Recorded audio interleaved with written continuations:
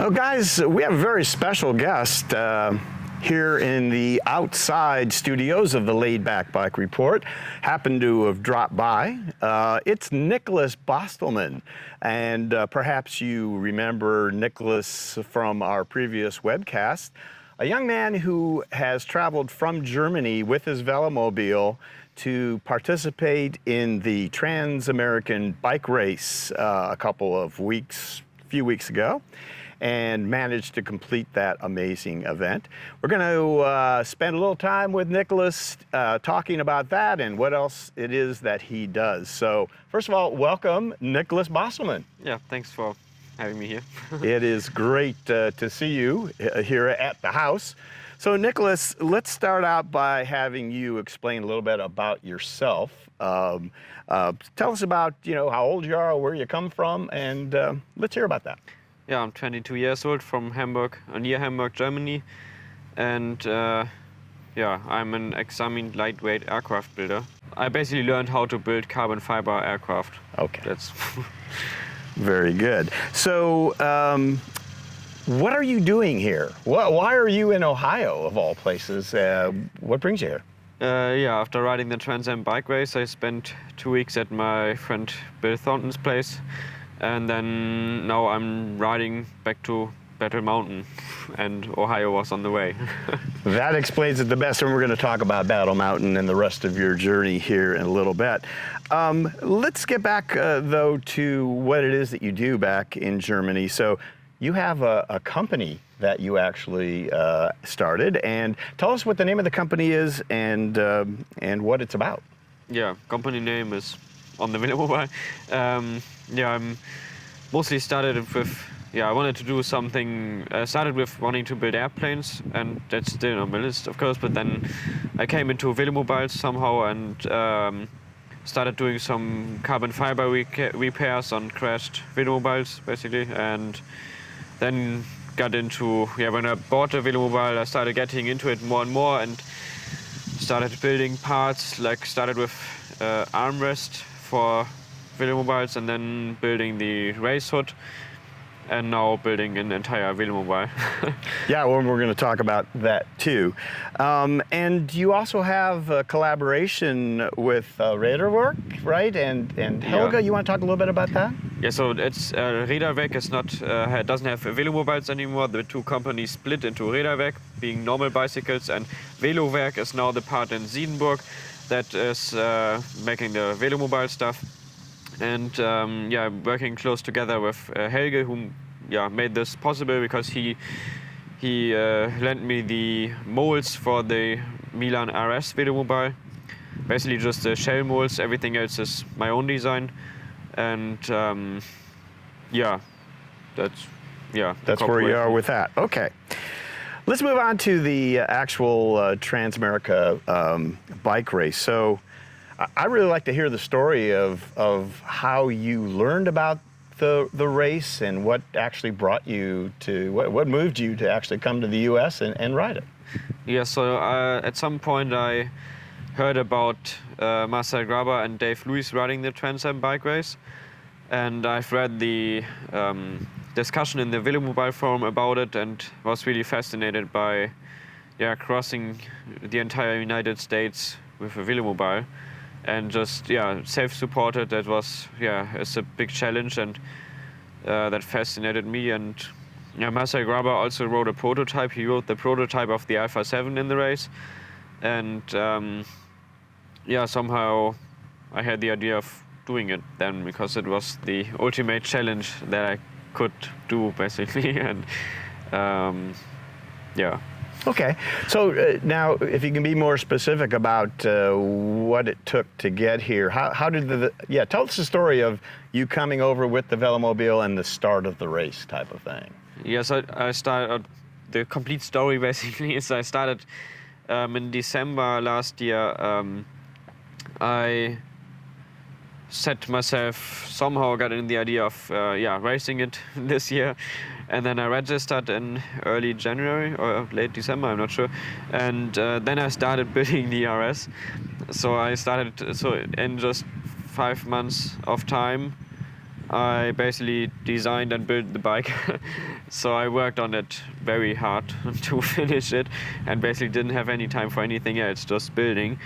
I only trained for about 1 or 2 hours per week, so just building it to get it done for racing. And it was very close, and went to the airport. There was a moment when it was about to fail because I found a design flaw in one of the parts. But with the help of my brother and my friend Daniel Löw, we got it done and we arrived at the airport in time. I flew over to Portland, a direct flight from Frankfurt to Portland, took the velomobile with me as a bicycle. And in Portland, I had a big luggage with me with some stuff that I needed to finish the bike still. And that's from the airport. I could have probably gotten someone to take me, but I put the big luggage on the nose of the Milan and walked it 1.5 hours to the hotel. And then at the hotel, I organized everything. I had 2 days in Portland and organized everything, changed out some tires and some other stuff, put on all the reflective stickers that hasn't been done before. And then I put the cardboard that I had wrapped around the Milan for shipping it. I used that to build a box for my luggage, and then I put again the luggage on the nose of the Milan, walked an hour to the post office, sent the luggage to my friend Bill, and then I rode the Milan from Portland to Astoria. On the way there, I broke my rim on the rear wheel when I rode over a bridge that had a very big step. And I broke the rear wheel. It was still rideable, but there was I had to tighten the spokes, I think 5 turns to get the spoke tension right again, and then I continued riding to Astoria. So you hadn't even started the race yet, and all these things have happened. Yes. And then in Astoria, I still had to work a lot on the bike. And I had to find a machine shop because I had to replace a part that I had 3D printed, but it was not sufficient to have a 3D printer, so I had to find a machine shop to make a steel part. Of course, steel is not the right choice, but I didn't want to take any chances, so I took a steel part because I would have needed a thread tapping bit, didn't have that, so I had to weld a steel nut that I had with me because I knew I might need it, welded that to a piece that they made for me, and then put it in the front wheel wells. And then I started the race with only 5 hours of sleep, I think, because I had to finish some stuff on the bike. I found a rim, a guy called Charles, don't remember his last name, from Portland. He got me a rim from Portland and brought it to Astoria on Saturday evening. Then he helped me with some stuff on the bike, and I taped the rim to the side of the bike and rode that way to Corvallis to a bike shop. And there I rebuilt the rear wheel because I didn't have enough time, and then they finished it with the final shoeing. Then I had a nice rear wheel, and then I continued riding and still had to finish a lot of stuff. And in Coburg, I think, I sent another parcel to my friend and had less stuff to carry with me. And then I actually never had to. Some people assume that I had stuff shipped to me, but that was not the case. I only shipped stuff away. So before we get into the race, maybe we'll back up just a second, Niklas, and talk about your very severe training regimen preparing for this race when you were back in Germany.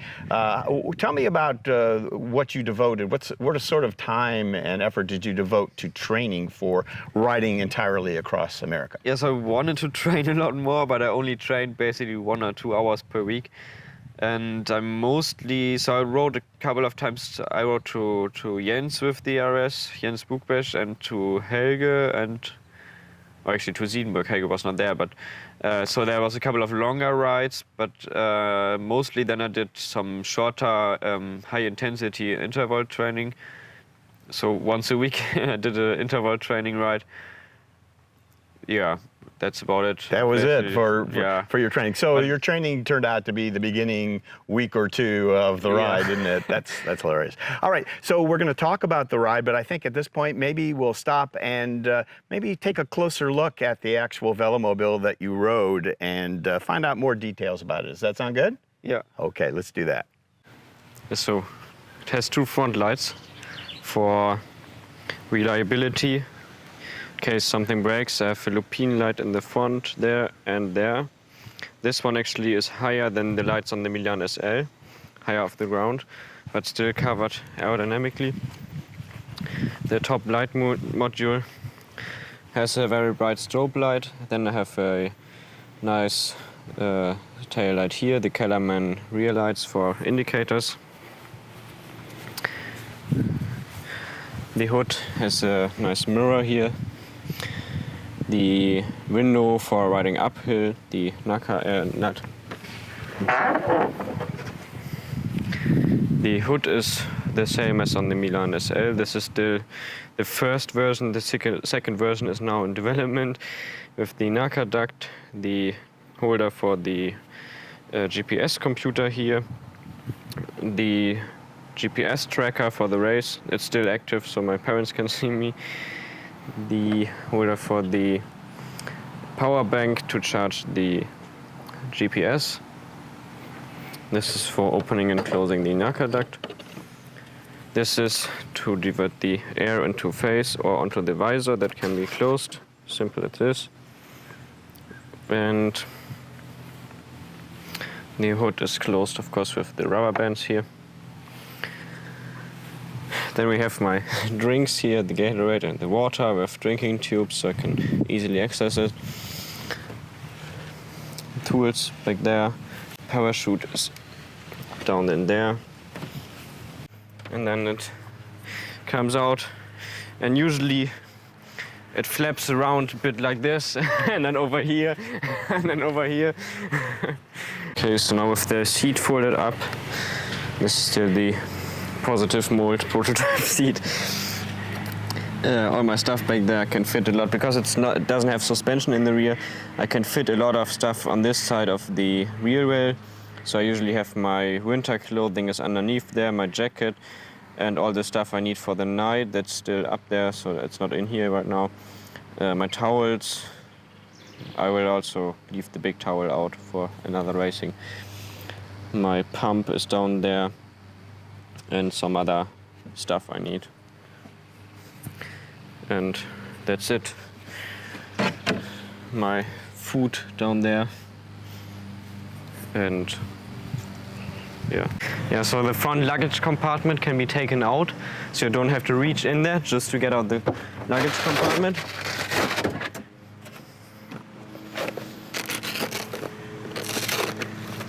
And I have all my spare tire stuff. Inner tubes for fixing the tubes and some tubeless sealant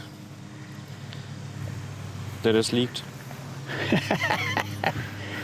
There we go. Some 5-minute epoxy. Yeah, that's come in handy.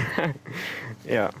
Okay, Niklas, so let's talk about the race itself. This was quite an amazing experience, probably a life-changing experience. I'd like you to just tell me about, just generally, first of all, what was it like? Yeah, it was interesting. I didn't really prepare much for the race, so I was just arriving there and then had to race it. And I mean, I was not really racing because I noticed, I realized that I would not be able to break any records, so I just wanted to finish it and didn't care about my time. I had enough time in the end, so I didn't have to rush it. I didn't have any time pressure, basically. And just, try to realize what I need as equipment and try to find a good routine of...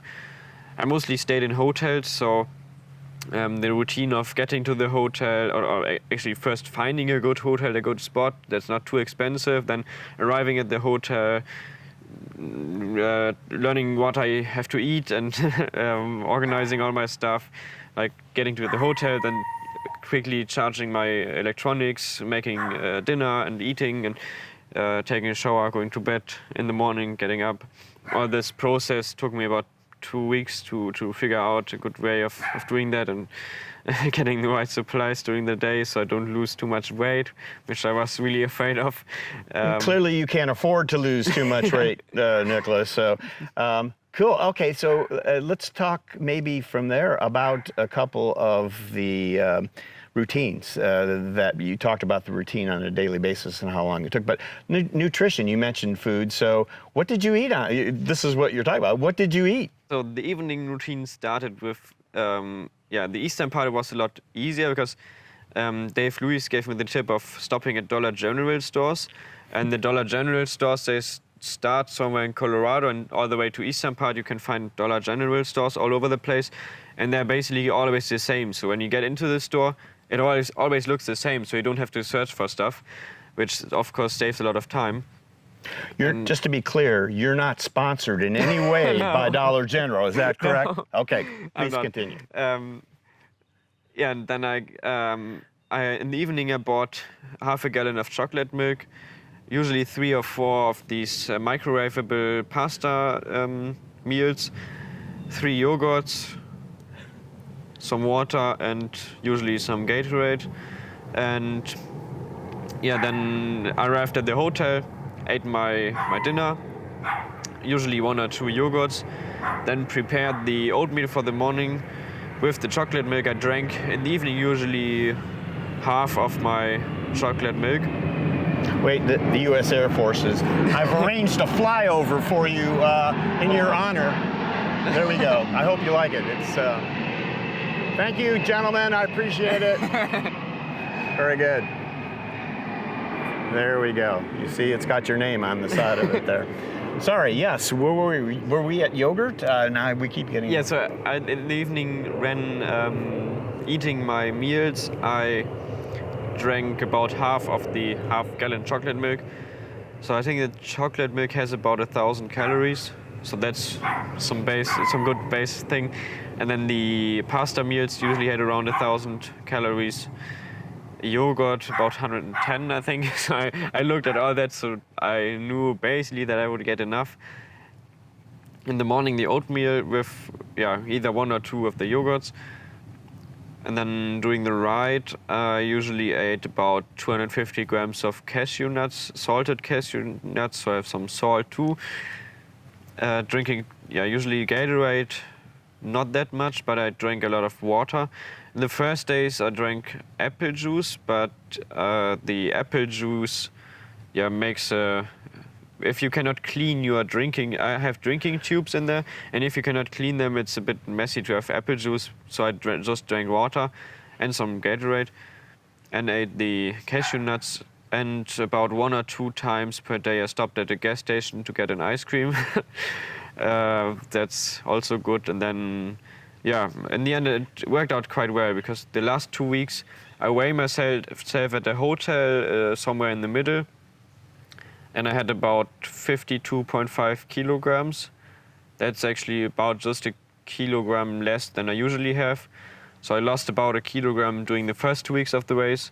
And then in the last 2 weeks, I didn't lose any weight because I had my nutrition basically figured out, and You found the routine that you needed to maintain which is so important. Now, the other major aspect of the routine, well, maybe not the routine, I guess what you needed to figure out ahead of time and see how it went during the ride is the stuff that you brought along, right?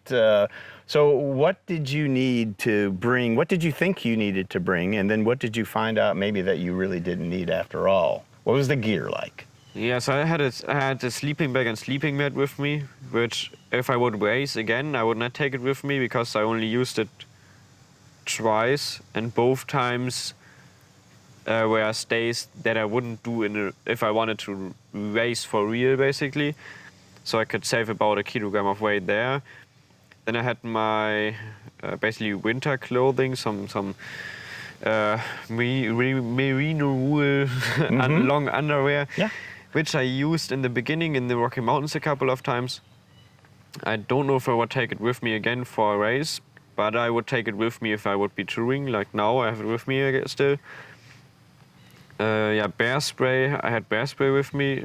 Bear spray. Bear spray for the Yellowstone National Park Yeah. mostly.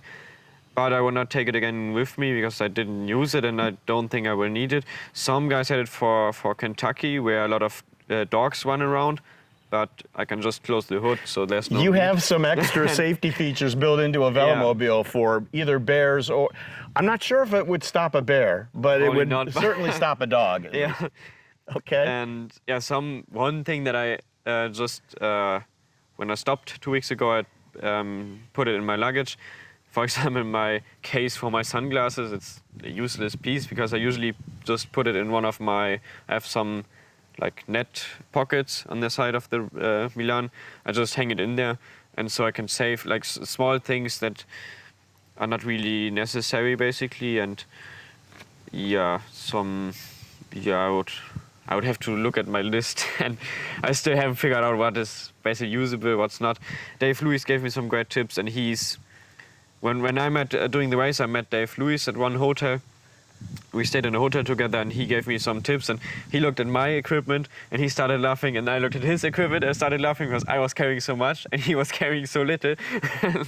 Because he's learned over the years. He's got a lot. Dave yeah. Lewis has a lot of experience with long distance riding Yeah. in a velomobile. So that's great. What a great idea, talking to him and getting some ideas. All right, so Niklas, let's talk about the actual setup of the velomobile now, as you had it, and maybe what you thought should be changed or did change during the ride.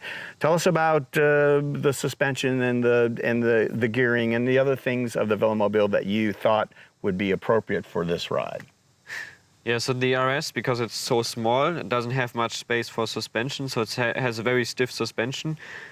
And that is, it was fine. It's racing velomobile, so it probably saves a bit of power, but the roads here, compared to northern Germany, the roads are terrible.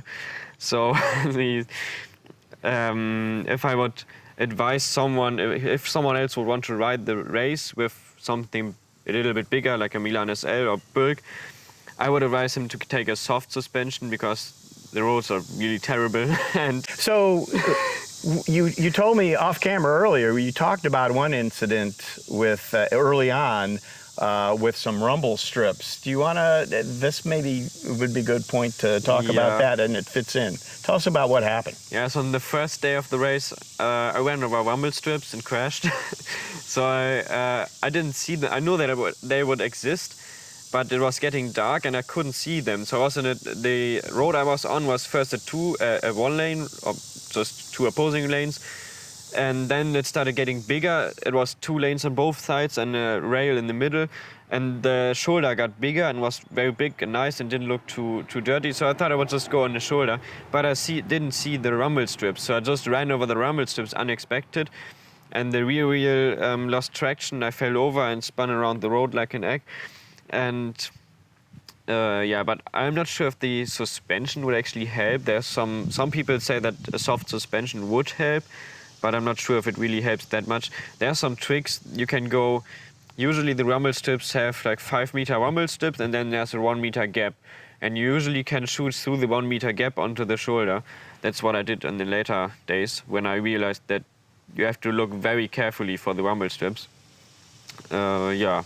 So one of the things we wanted to show and talk about, which we're going to show now, is some of the road rash that appears on actually this side of the velomobile. And so a part of that road rash is from that particular incident with the rumble strip. But there's a second incident. Did you want to talk about that?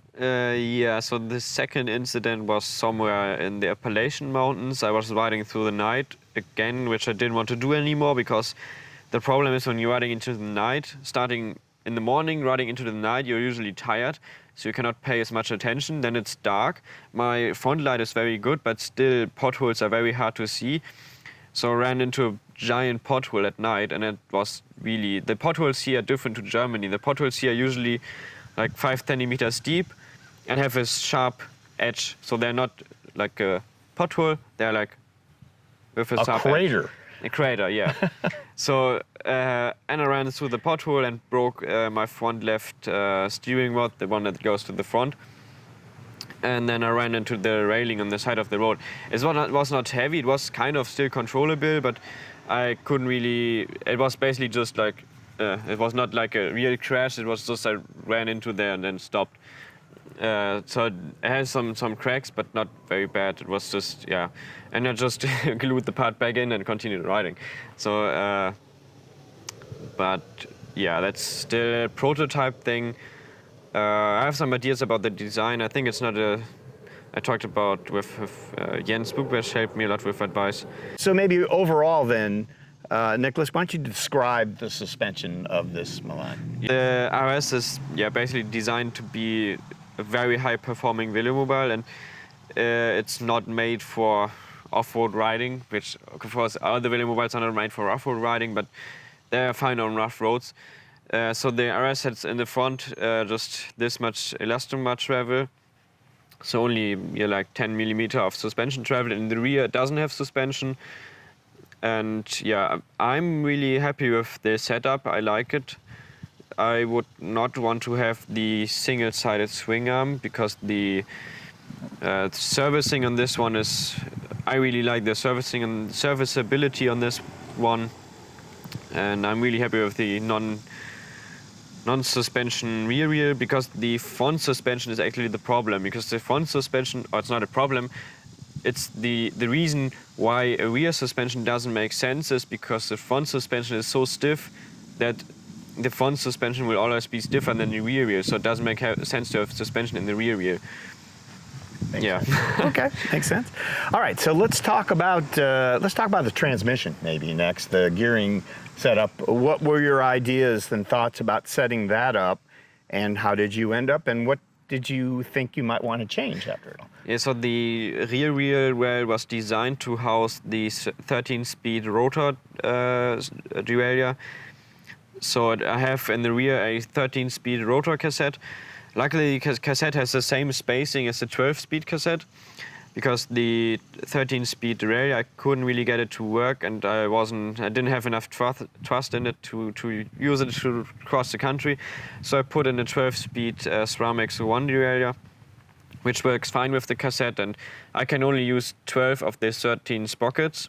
I can use all 13. I can adjust the barrel adjuster on the front, on the shifter lever, and then I can, by adjusting the barrel length, I can get it to run as a 1152 cassette or 1044 cassette, which I only did once or twice during the race. And in the front, I only have one, or I can only use one chain ring. So I have two chain rings in there, 56 and a 57 and a 46 chain ring. And I can, in the beginning I had a long derailleur hanger, which was a good idea, but it didn't work because the shifting performance was really poor in the rear. And with the long derailleur hanger, I could shift in the front, but I changed it out on the fifth day to a shorter derailleur hanger. Then the shifting performance was... Which you happen to have brought along with you. Because you bring two derailleur hangers and derailleurs with you. I actually wouldn't do that. If I would race for real, I wouldn't take a spare derailleur hanger, because of the design. If it breaks, I would have other problems anyways, and then it wouldn't be good enough to have a spare derailleur hanger, because if the derailleur hanger breaks, the entire bike must be broken. Right. But I knew that I maybe need the shorter one, so I had that with me and changed it out to the shorter one to have the better shifting performance. In the front, I had the 57 and 46, and I started the race with the 57 and rode all the way to the start of the Ozarks. I rode into the Ozarks with the 57 tooth chainring, and then at some point the climbs got steeper and steeper, and I changed to the 46 tooth chainring. So I had a piece of chain that was a perfect length. If I take it out and just connect the two chain locks, or half of both chain locks, the chain length was perfect for the 46 tooth chainring, so I didn't have to play around much with that. And then I rode the rest with the 46 tooth chainring. I'm still riding it now because I'm not racing anymore, so I don't need the top end gears to go fast. And yeah, the Rocky Mountains were not as steep, so I was fine with 57, 52. Some parts were a bit steep, but usually not above 8%. And so next time I would actually choose probably a 54 for the first part, and then change to a maybe 54 or something. Yeah, because I actually 46 I think is the lowest you should go, because the climb up before I had 2 climbs where I had to push up the velomobile. One was Oh, wow. the climb up to the Blue Ridge Parkway from Vesuvius, and the other climb was somewhere before there. And on that climb, I rode up half the way, and then I rode up at about 3.5-4 kilometers per hour, and my heart rate was about 165. And then I got out and pushed it up, and my heart rate was at 155, and I was going 4.5 to 5 kilometers per hour. So it was faster and easier So to push it. It was more efficient to push it up. So I think it doesn't make sense to take a smaller chainring than 46, because it's less efficient to go right up. So you'll instead of just get pushing out it and up. push when you need to. Yeah, is and all that it was is. only 2 times during the race, so it's Okay. not that bad. So it turns out you were pretty close on your assumptions for your gearing. Yeah. So you would make some minor modifications. All right. Did we say exactly how long it did take you to go? How long did it take? Not yet. It took me 34 days and some hours, I think. And what did you, when you started, you already knew that you weren't going to be racing, or that came to you pretty quickly, right? So, Yeah. So at the beginning, so I planned. So my schedule after the race was planned like with reserve. So I planned with a 30-day finish, and then from there on my further planning. So I planned the time after the race. I planned it so that I could extend my racing time, basically. And I was hoping for like a 22-day finish, but that would have only happened if I would have had enough sleep before the race and a little bit more training maybe. Sure. But mostly sleep. The 2 weeks before the race, I only had 5 hours of sleep on average doing them every night. So during the race, I actually slept usually on average, I think 8 to 9 hours, because I needed the rest. So, yeah. So it wasn't your best scenario, but then you had made provisions for making this longer, and was not a problem. So you were able to finish, enjoy, and learn as you went for the rest of the race. Is that fair to say? Yeah.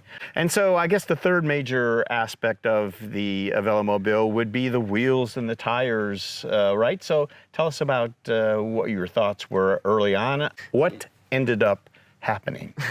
Yeah, so I planned in the beginning to ride with the GP 5000 in the rear. I have a 584 millimeter wheel in the rear, and so I'm running the GP 5000 STR in 32 millimeters, so the widest one you can get. I'm running it tubeless with a Vittoria airliner, so I have a bit of a backup, and I think that's probably the fastest and still safe setup you can have in the rear. And the tire lasted through the entire race. So at the end of the race, it was still fine. I could have ridden it for another 2,000 or 3,000 kilometers. I changed for a new tire now for the way back, but I will probably use the tire I used in the race again at home when I don't have a long journey in front of me. And in the front, I wanted to use the Schwalbe Pro One TT in the beginning, and I rode about halfway with the TTs.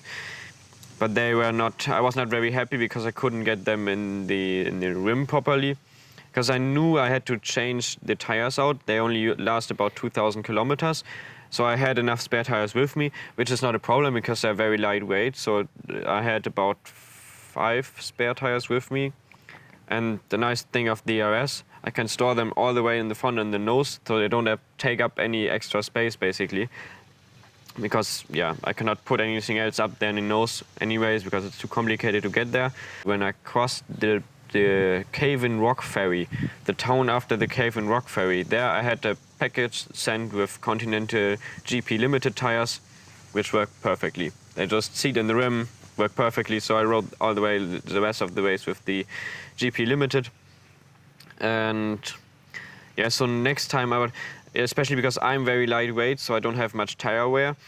So if I would race again, I would probably just ride with the GP Limited or some other fast tires like that. I wouldn't take the Pro One time trial again, because they are just a pain to get on, especially on the road. And the GP Limited were fine, but for heavier riders, I would advise either the Schwalbe Pro One, the normal Pro Ones, or some similar tires.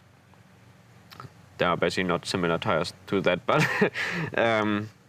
I wouldn't advise time trial tires for anyone heavier than me.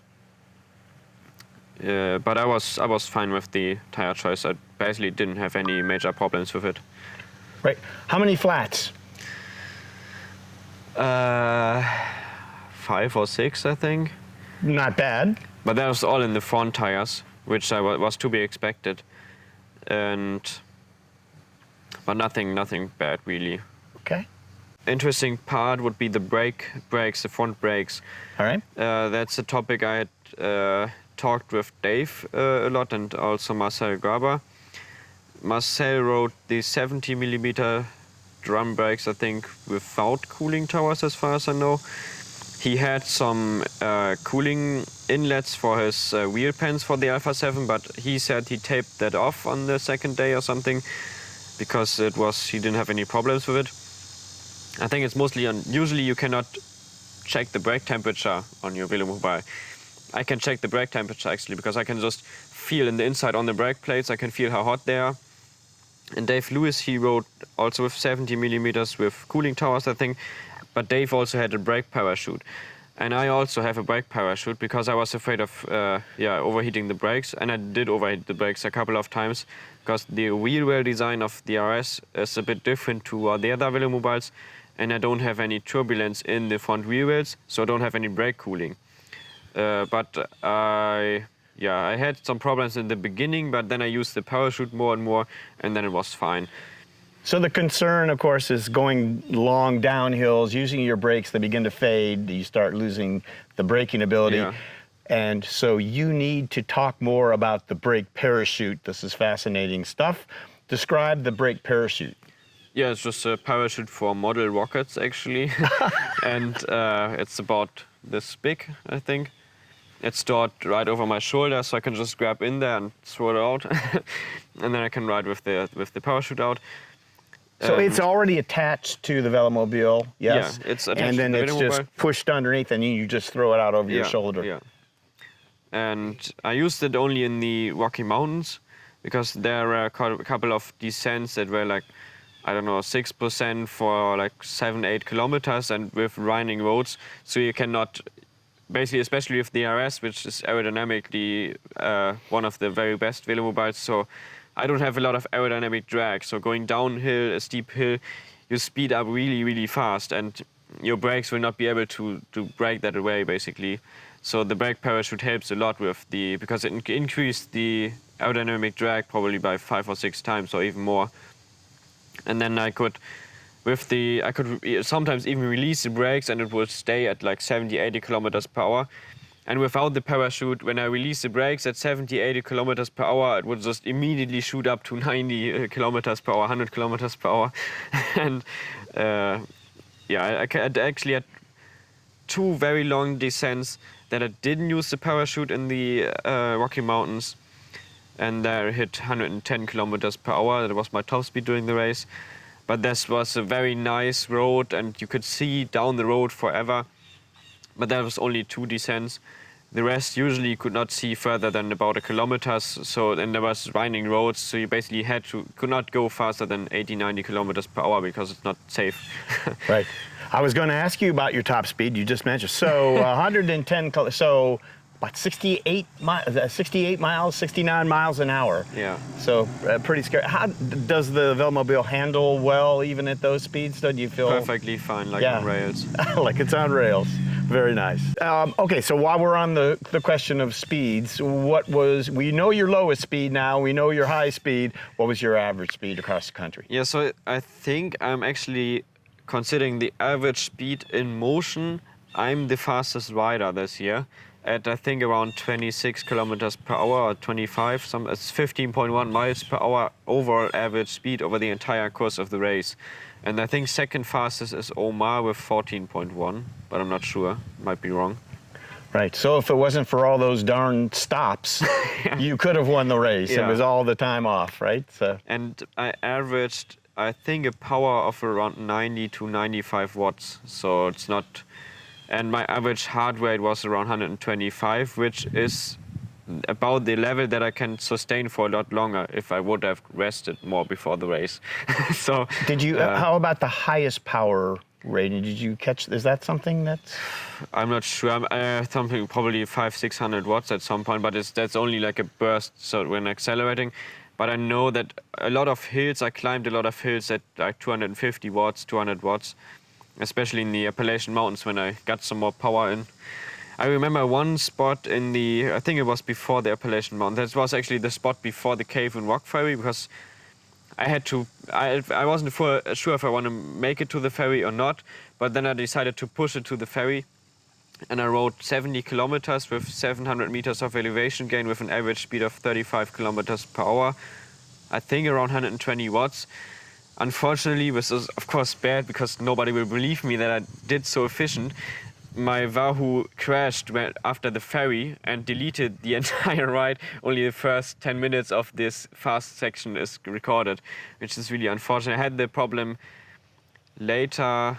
Yeah, actually the descent, the ascent, the climb up to Blue Ridge Parkway is also not recorded because my Wahoo crashed again, which was really annoying because I had to figure out how to. It took me like 15 minutes to load up the GPX file again and continue on the road. I called actually the Wahoo support and they told me that I had to get an update and something, but I was racing. I could not update. They didn't know what you were doing. They didn't get what I was doing. Oh my goodness! And I was really annoying. I was a bit pissed about them. Right. So they probably aren't sponsoring you on this race either, No. then, are they? Okay, just point that out. Right.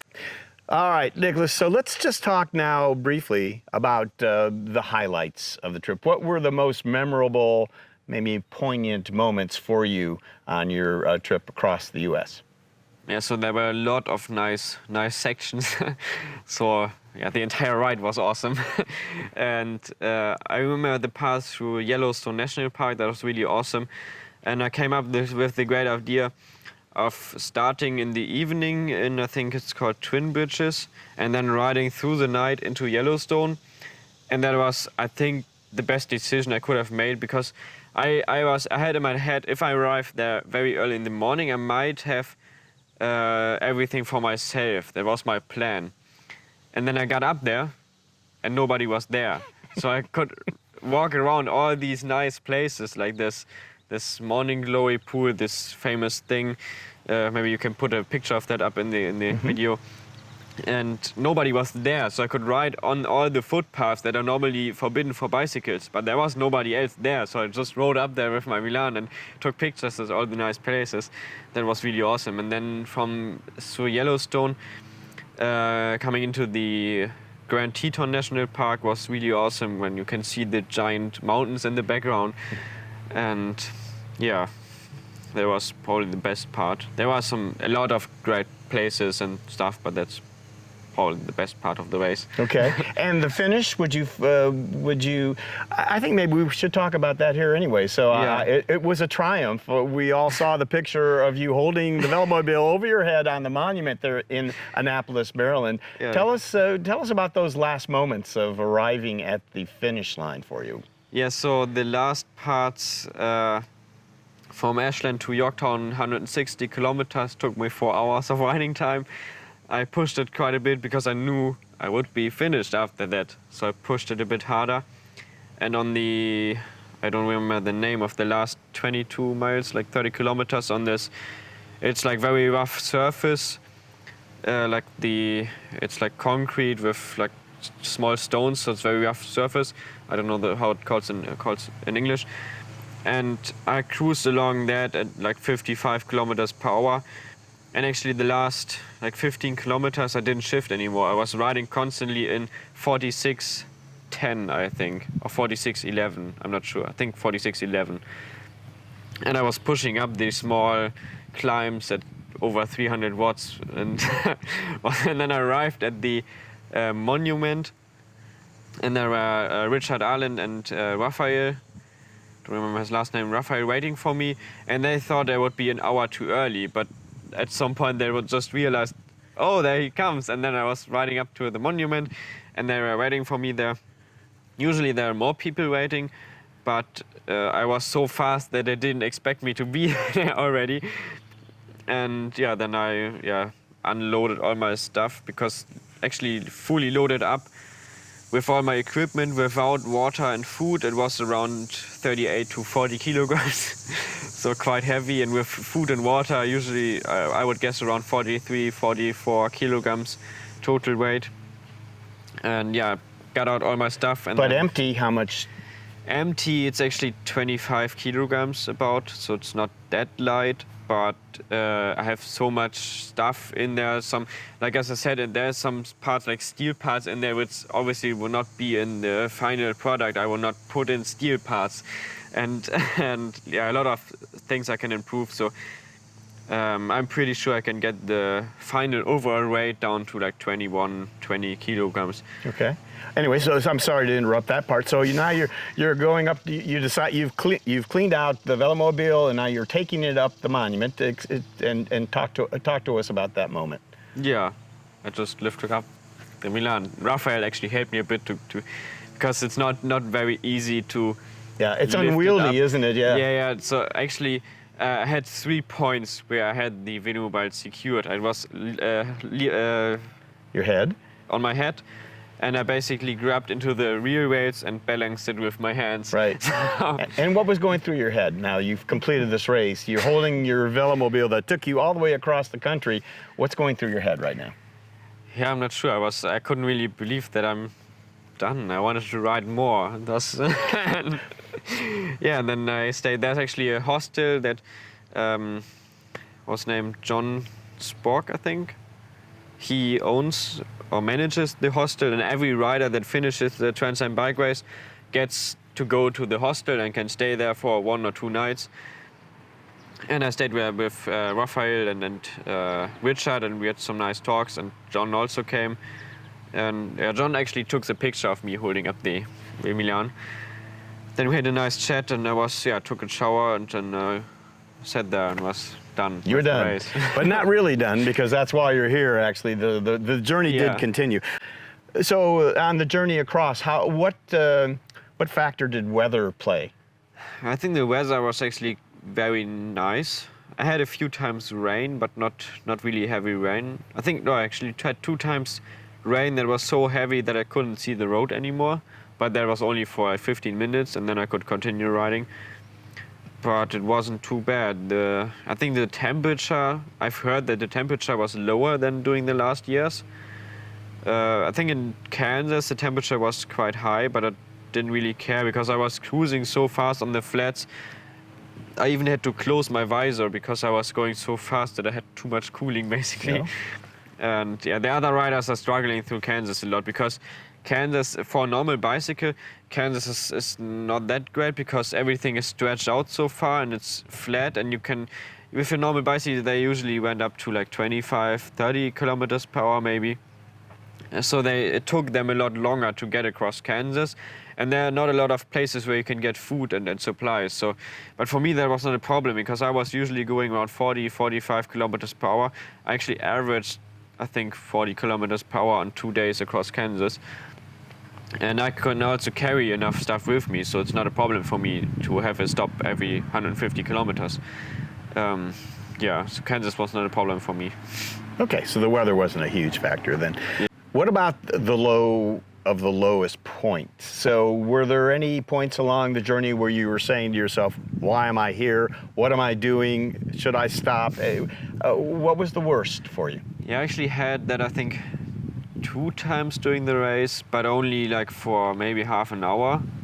So I never really had a point where I was really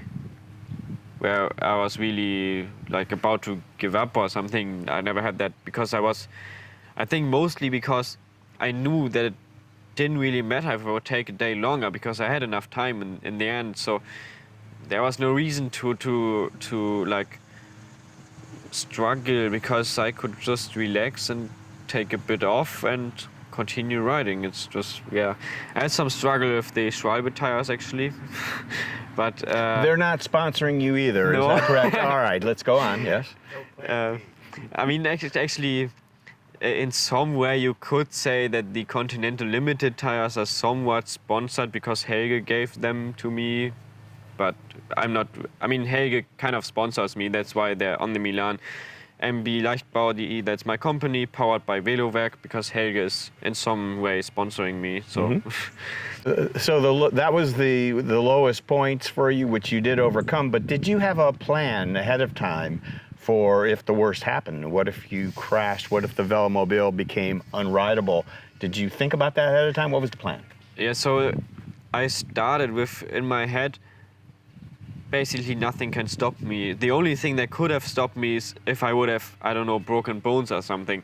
But that would only happen if I had a really bad crash. And I didn't, yeah, I mean, for anything else, if the bike would have, I don't know, broken some parts or anything, if I would be fine, I would have fixed it and continued riding, because I had enough time. Even if there would be like a big, I don't know, crashed into something and the nose broke off or something, I would have fixed it, and I've taken like 3 or 4 days. I would have taken 3 or 4 days off, but I would have continued. That was my plan. I don't know if I would have done it, but I would guess I would have done it, because I didn't have the time pressure, so I could have done that. All right, Niklas, so this was an epic ride. You've talked all about it, the highs, the lows, and all of that. And I'm wondering how this might have changed you as a person. How has it affected you? What have you learned? Give us some of your thoughts philosophically now that you've had some time to think about it. Yeah, it's hard to say. I think I haven't processed all of it yet.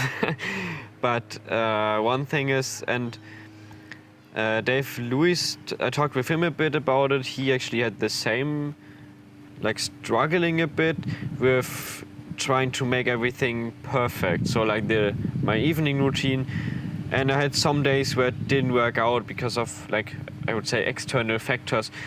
And I think that's something that I still have to learn a bit, but I already learned it a bit, that if it doesn't go perfectly to plan, you just have to continue. You cannot like sit there and what do I do? You have to just continue doing it. And that's a thing that I learned doing the race a bit, and I still have to learn it. I mean, I learned it doing for me, this entire journey is not just the race, but building the bike, because that's like one thing for me. The race basically started for me in late December last year, and I learned a lot along the entire way of building the bike, and just managing a project also. Like, that's true for the race and building the bike, that at some point you have to do some shortcuts, but you also have to have in your head, what happens if I take the shortcut? Is it worth taking the shortcut? And that's true for doing the race and building the project. And I think I did very good with all of that. Yeah. And so did it give you, so obviously it was confidence builder that you did it and you were able to accomplish this. Yeah. Does that confidence carry over into some other things that you do, maybe your company and what you want to do in the future? I think so. So my plan was actually for the race, because before the race, when I was building the bike, I had a very bad time schedule and routine for the days, because I sometimes worked so hard that I worked like 15 hours a day, and then I only slept for maybe 4 hours. Some nights I actually didn't sleep at all, and then some other nights I slept for 10, 11 hours. And that's very bad, because actually I record how much I sleep and how much I work, so I actually know exactly how many hours I put into the bike and how much I slept during the time. And on average, I slept 7 hours and 50 minutes. That's normally the perfect amount, but I felt really, really tired. And I think that's because I didn't have a routine, and I tried to build that during the race. So before the race, I didn't have an exact time when I go to sleep and when I get up. And that's the biggest problem that I wanted to fix during the race, basically. And I'm slowly getting there, to getting to bed always the same time, and getting up in the morning always the same time. And then you can actually, I would think it would improve my overall productivity if I had a good schedule with the evenings. That saves a lot of energy, I think. That is the story of what you did, and you then subsequently are riding, you mentioned earlier, on to Battle Mountain. So yeah, let's talk about the future. What in the world is this plan about? So you are going to ride, you're in Ohio now, you're going to ride on to Nevada and plan to be at Battle Mountain. Tell me about what your plan is for this ride, and then what do you plan to do at Battle Mountain? Yeah, so yeah, I'm now riding, in total I think it's around 4,500 kilometers. I have about 40 days time for that, I think. So it should be easily doable. And yeah, so I'm now riding basically straight to Nevada. And I'm stopping in Boulder, Colorado to meet up with Dave Lewis again. And then I'm riding to Battle Mountain. And my plan is to arrive at Battle Mountain about 10 days before the World Human Powered Speed Challenge starts. So I can do some final modification on the bike. Also, that my friend Bill Thornton, who will be riding this at Battle Mountain, he has some more time also to adapt for the altitude at Battle Mountain, because Battle Mountain is about 2,000 above sea level, I think. Mm-hmm. And meters, so yeah. 2,000 meters above sea level. And he can also get a bit more used to the RS, because it's a slightly different position than the Milan SL. Not much, but a little bit. And yeah, then hopefully. So Bill plans on riding this? Yes, Bill will be riding the RS at Battle Mountain, because technically it should be faster than a Milan SL, because it has 20% less frontal area, and the coefficient of drag should be the same or maybe even a little bit better, because it's the same length but less wide. So technically the airfoil has less thickness and therefore is possibly better for higher speeds. And do you plan on riding at Battle Mountain? What's the story? Yeah, I there? will plan to ride too, but of course I will not be able to break Bill's record. And actually, my friend Daniel Löw, he will also be at Battle Mountain. He will arrive there 2 days before the event, and he will also be riding it down the Highway 305.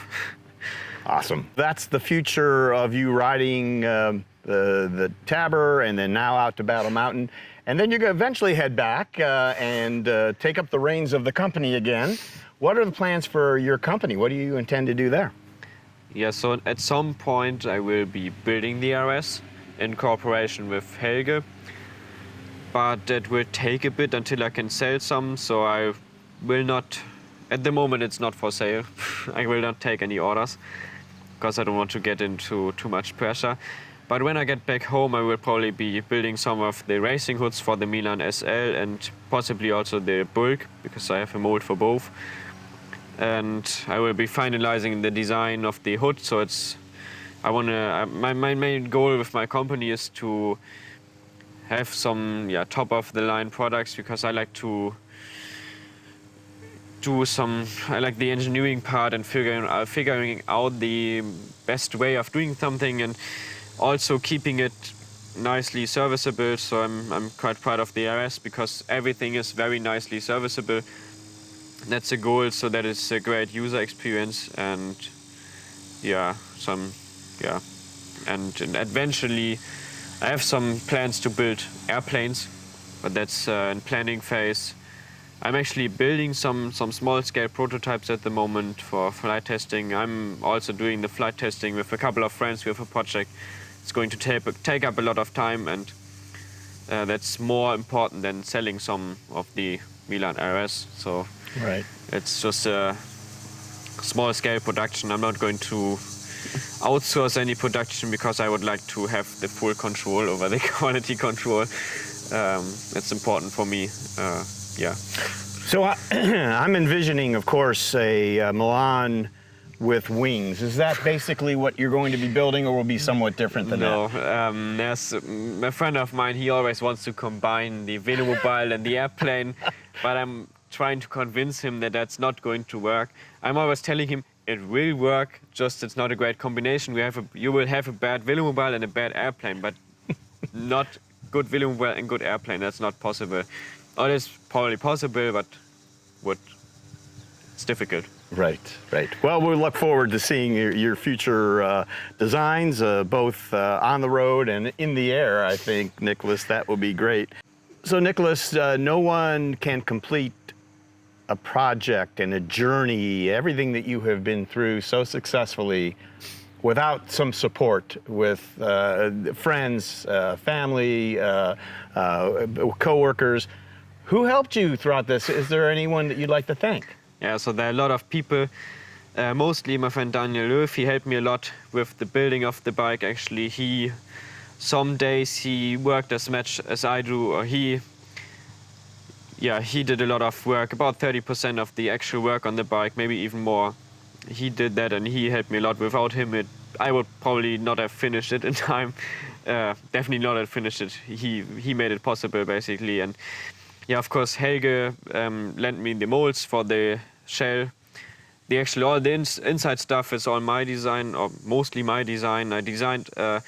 We 3D scanned this with a friend, Sandro. He helped me a lot with the 3D scanning, and then I designed all the parts in CAD and CNC milled all the molds. And yeah, so my friend Sandro helped me a lot with the 3D scanning. My parents supported me a lot. Not financially, but I would say emotionally, and by letting me have a cheap workshop, basically. My brother also helped me. He helped me in the final hours before the airport, and he drove me down to Frankfurt. So I have a lot of great support from a lot of friends who know a lot about business also and how to manage all this stuff. And I'm very thankful for all the people who helped me with the project. Without them, it would not have been possible. Yeah. Of course. Great, Niklas. All right, so we're going to finish up then with letting the folks out there know how they can contact you, perhaps follow you in the future. Website, Instagram, email. Tell us how people can find out more about Niklas Bostelmann. Yeah, so my website is very simple at the moment. I have written up a text about basically the project here. So there's a small overview about the project on my website soon. Hopefully before the video gets live, I'm not sure. So we'll post the links, though, whatever it is that Niklas wants to divulge as far as his connections online to you, and you'll see that in the description of the video below. So I think with that, I'm going to thank Niklas Bostelmann so much for joining us on the Laid Back Bike Report here in Ohio, actually at the headquarters. And it's been a privilege to meet you, and best of luck in your future endeavors, Niklas. Yeah, thanks. Okay.